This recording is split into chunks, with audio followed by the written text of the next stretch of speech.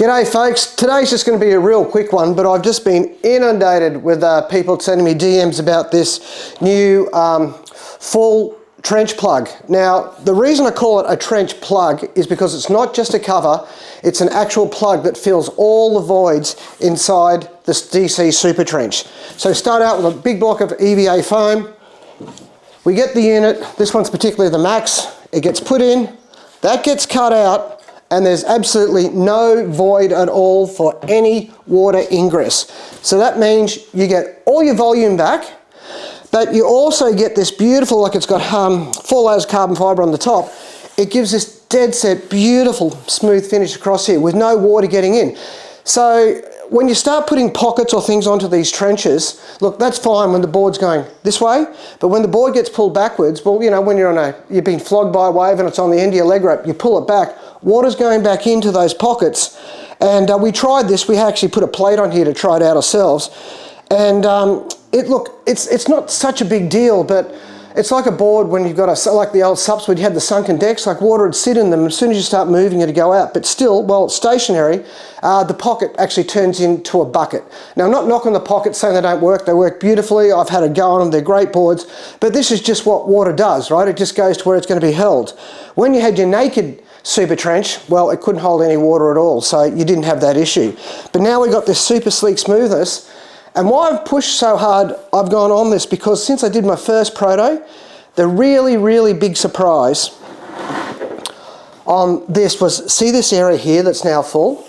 So I've really, since we're doing the trenches, I've never had that filled in.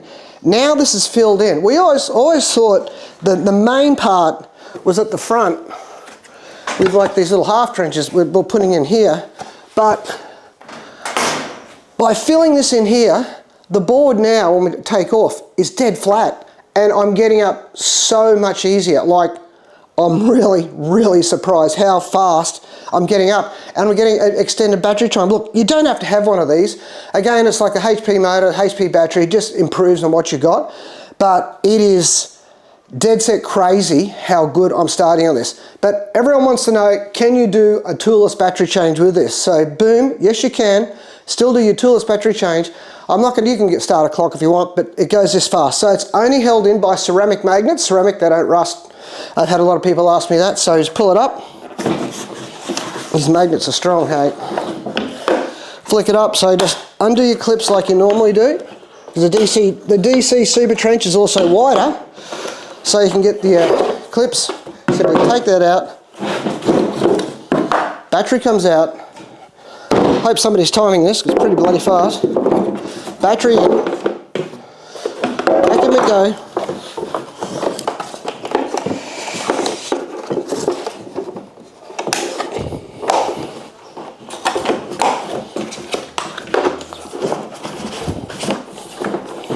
And boom, how fast is that? Now, the other reason I've been using the Fusion, and here's the Fusion cover here.